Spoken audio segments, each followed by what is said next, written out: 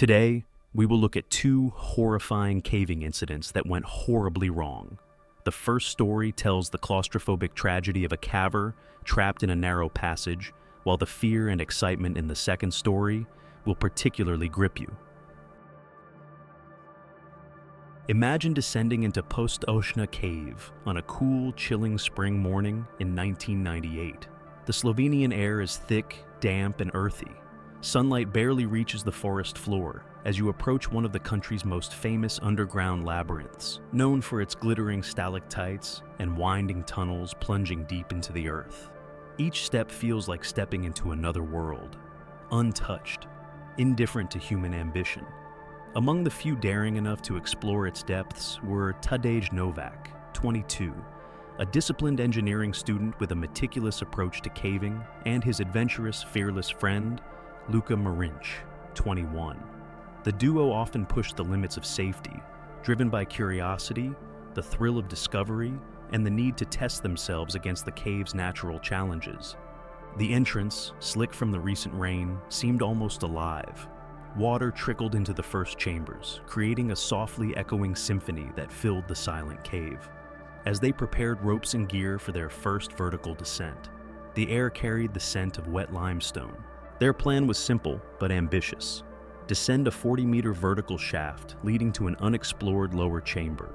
The ropes, carefully packed and used over multiple trips in previous weeks, had worn from friction, exposure, and repeated tension. Yet in their excitement, the subtle signs of wear went unnoticed, a fatal oversight that would soon turn exploration into nightmare. Would you check your gear thoroughly before such a descent? Tadej led the climb, moving carefully, testing every hold, listening to the slight creaks of the rope carrying his weight. Luka followed, eager but disciplined, securing himself, checking every knot and carabiner. Confident in his skill, he remained unaware of the silent threat hidden within the frayed rope fibers. The descent began smoothly. Every meter conquered brought faint shifts in the rope and distant dripping echoes. The walls gleamed under their headlamps, shadows dancing like ghosts across the rock. But the cave's deceptive calm masked the disaster that would unfold within seconds.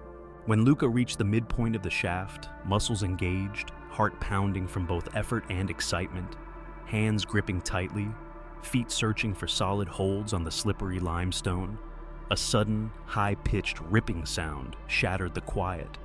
The rope snapped without warning. The worn lifeline that had anchored him to the safe ledge above gave way, and gravity pulled him mercilessly downward. His body struck the darkness hard. One scream echoed through the void before vanishing, leaving only silence and the faint drip of water.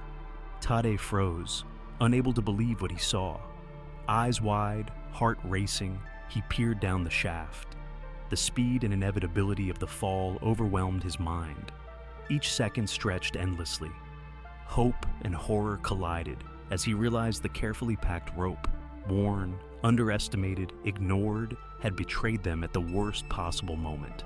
Luka's life now depended solely on chance and gravity. Panic surged. Tadej grabbed the remaining rope, trying to secure himself, calling Luka's name in the echoing chamber. But the only response was the fading memory of a scream, swallowed by stone and air.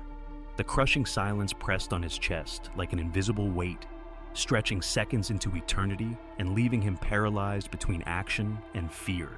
He ran toward the cave entrance as fast as the slick limestone allowed, calling for help. Every shout carried urgency and fear, adrenaline coursing through his veins. He knew the longer Luka had fallen, the slimmer his chance of survival. In caves like Postočna, darkness and stone show no mercy. Unprepared explorations can place cavers' lives at grave risk. Hours passed in unbearable tension. In vertical cave operations, trained rescue teams navigated winding tunnels, secured ropes, and cut through darkness with flashlights. Each movement was calculated to prevent further accidents. Tadej waited above, heart racing, listening, hoping, imagining survival and injury scenarios. Every horrifying possibility swung between hope and despair as he wondered whether Luka's scream had ended just before unconsciousness or if it had been swallowed entirely by the echoing void. Finally, after what felt like endless tension, the rescue team reached the lower chamber. They descended carefully, assessed the situation, eyes scanning every ledge, every corner, aware of unstable rocks, remaining water, and the physical demands of vertical extraction. There, on the harsh, cold stone floor, they found Luca, motionless, broken against the unforgiving limestone. Reality hit. Despite skill, preparation, and courage, a small invisible factor, a frayed rope, had instantly ended a young life, revealing the fragility of humans against nature's raw power. Tade's grief was immediate, raw, and suffocating, a mix of guilt, sorrow, and helplessness. The rescue team worked efficiently, but silently, lifting Luca with ropes and pulleys in a carefully choreographed operation, a testament to training and discipline facing tragedy. Emerging from the cave into the rain-soaked forest, daylight felt alien. Forest sounds were muted, as if nature itself acknowledged the terror below. Post-incident analysis revealed critical lessons. Ropes, even if they appear solid, wear with repeated use. Inspections must be meticulous, and no skill or courage can completely prevent unseen deterioration. In extreme vertical caving, margins for error are thin. A single miscalculation or unnoticed flaw can turn adventure into disaster. The psychological impact on Tadej, witnesses, and rescuers was profound. The ripping rope, Luca's scream, and the oppressive echoing void replayed as nightmares, a stark reminder that caves, with all their beauty, mystery, and wonder, harbor deadly dangers. No skill, courage, or preparation can defy them completely. This story remains preserved in cave records, a warning for adventurers worldwide. Careful oversight, respect for equipment limits, backup safety measures, and clear communication are not optional. They are mandatory. In underground environments, a single overlooked detail can mean the difference between life and death. Even experienced cavers can fall victim to small mistakes. Imagine the rope under your hand, slippery from moisture, frayed in one section, as the underworld swallows a scream, the air thick with fear, your heart racing, realizing that training and skill can fail against the ruthless laws of physics and chance. What would you do? Could you act quickly enough to prevent disaster, or would the void claim your friend before you could reach them?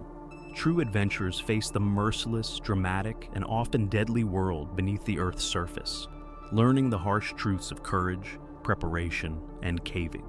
Tucked away in Georgia's Imereti region, Prometheus Cave is a subterranean wonder. Its glistening stalactites and vast echoing chambers calling to the bold with promises of adventure. On June 3rd, 2004, 6 young friends stood at its entrance, hearts racing with excitement, unaware that this natural marvel would soon turn into a prison. What happens when youthful enthusiasm meets the harsh reality of an untamed cave?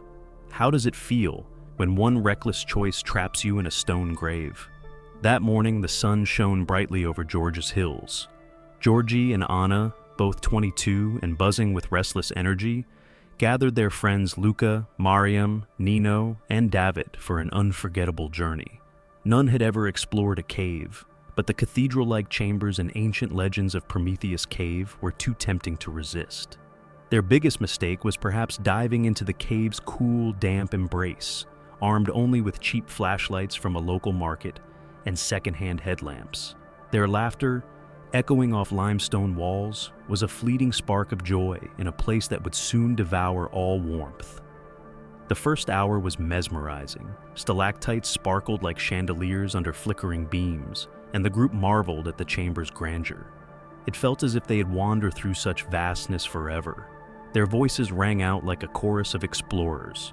Georgie, self-proclaimed leader, brimmed with confidence, his eyes searching for the cave's hidden treasures. He spotted a narrow side passage, barely wide enough for a person. "This has to lead somewhere amazing," he said, his voice alive with curiosity. Bold Anna nodded eagerly. "Let's see," she urged, her headlamp casting a faint glow on the jagged walls. The others hesitated, unease flickering across their faces, but the pull of adventure outweighed caution. The group squeezed into the passage, their excitement drowning out the cave's eerie silence. The path twisted and tightened. The air grew thick. Georgie led, his flashlight casting dancing shadows. Anna followed, her headlamp flickering, its weak beam battling the oppressive darkness. The others trailed behind, their chatter fading as the walls closed in. The passage, now just 45 centimeters wide, felt like a vice. Luca, the tallest, hunched to avoid the rough ceiling. "This is getting too tight," he muttered, unease creeping into his voice. Georgie, oblivious, waved off the worry. "We're almost there," he said, with no map or plan, just a hunger to go deeper.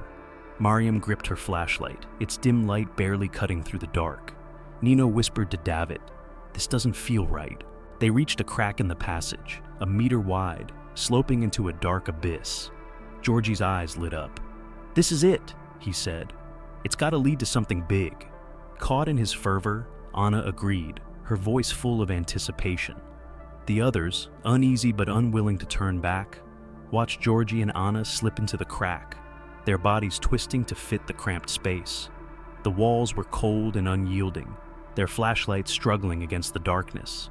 The air chilled. The silence grew heavy, broken only by their boots scraping limestone. Luca called, "You okay?" His voice, swallowed by the stone, came back muffled.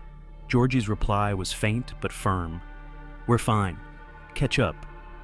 The group pressed on, unaware they were walking into a trap dot. Minutes stretched into hours. The crack narrowed, forcing Georgie and Anna to crawl on their stomachs. The walls scraped their elbows, the cold seeping into their bones. Georgie spotted a 113-kilogram boulder blocking their path. "We can move this," he declared, his voice resolute. Using a smaller rock as a hammer, he struck the boulder, each hit echoing like a gunshot in the tight space. How does this scene feel from the comfort of your home? Share in the comments.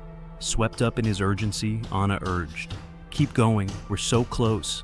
The others watched, recalling the sunlight and easy breaths of hours ago, their unease deepening but unspoken. The cave seemed to hold its breath, the air heavy with tension.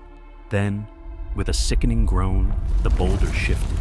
A deafening roar followed as the massive rock fell, a dust cloud choking their lungs. When the dust cleared, a nightmare unfolded. Georgie was pinned against the passage wall by the boulder, his chest crushed, ribs screaming in pain. Each breath was a shallow, desperate gasp. Their trusted leader lay writhing under the 113-kilogram rock. Anna, trapped between the boulder and the cave's unyielding wall, felt her legs go, numb under the crushing weight. Panic surged through the group like wildfire. Luca shouted, "Georgie! Anna!" But his voice vanished in the cave's stifling silence. Mariam's flashlight died, plunging them into near-total darkness. Nino and David clawed at the boulder, their hands bloodied, but it wouldn't budge. Georgie's face twisted in agony, his voice faint. "I can't breathe." Anna, her headlamp still faintly glowing, tried to stay calm, but her trembling hands betrayed her fear. The cold was relentless, stealing their warmth. Hypothermia crept in like a silent hunter. Mariam sobbed, her bloodied hands scraping rubble. "We have to get them out," she cried, but the boulder stood like a monument to their recklessness. Luca, voice trembling, took charge. "We need professional help," he said. Leaving Georgie and Anna felt like betrayal, but staying risked everyone's lives. Ever faced a moment where every choice felt wrong? Can you feel their despair? Share in the comments. What would you do in this crisis? The four friends, headlamps flickering like fading stars, crawled back through the narrow passage. After an eternity, they stumbled into open air, gasping and dazed, flagging down a hiker to call for help. Dot in the cave, Georgie and Anna fought to stay conscious. The silence was deafening, broken only by distant dripping water and their ragged breaths. Georgie's vision blurred, his body desperate for air. "I'm sorry," he whispered to Anna, guilt heavy in his voice. It was too late. Anna, her strength ebbing, murmured, "We'll get through this." But the cold was merciless, biting into their bones. The boulder felt heavier, the cave seemed to tighten. Hours dragged on, each minute an eternity. Anna's headlamp went out, plunging them into total darkness. Fear gripped their hearts, but a faint hope kept them alive. The once wondrous cave had become a tomb, its walls indifferent to their pain. Outside, a rescue team assembled, faces grim. armed with cranes, hydraulic jacks, and ropes. Guided by Luca's frantic directions, they descended into the cave, their equipment clanging in the eerie silence. The passage was perilous, the walls threatening to collapse with each step. Reaching the collapse site, they faced a grim scene. Georgie's face pale, his breaths barely audible. Anna motionless, her body crushed under the boulder's weight. The rescuers worked with precision, inching the rock away. Dust fell, threatening another collapse, but they pressed on. After 8 grueling hours, they freed Georgie, his body bruised and battered but alive. Anna followed, her legs numb but intact. The team carried them out, faces etched with exhaustion and relief. The fresh air was a miracle, but the ordeal left deep scars. Georgie and Anna were rushed to the hospital, treated for hypothermia, dehydration, and severe bruising. Their friends waited outside, torn between guilt and gratitude, tears streaming down their faces. The cave had spared them, but only just. This isn't just a tale of survival, it's a stark warning of nature's unforgiving power. Prometheus Cave, with its breathtaking beauty, hides dangers that can turn adventure into tragedy in a heartbeat. The Prometheus Cave ordeal left lasting marks on Georgie, Anna, and their friends. They survived, but the cave's ruthless grip taught them a brutal lesson. Nature doesn't care about your passion or dreams. The 113-kilogram boulder, the suffocating darkness, the creeping cold, all were stark reminders of the cave's unpredictability. Without preparation, experience, or proper gear, the most thrilling adventure can turn into a nightmare. Prometheus Cave stands as a testament to beauty and danger, a place where awe and terror intertwine. Always be prepared, because in the Earth's depths, there's no margin for error.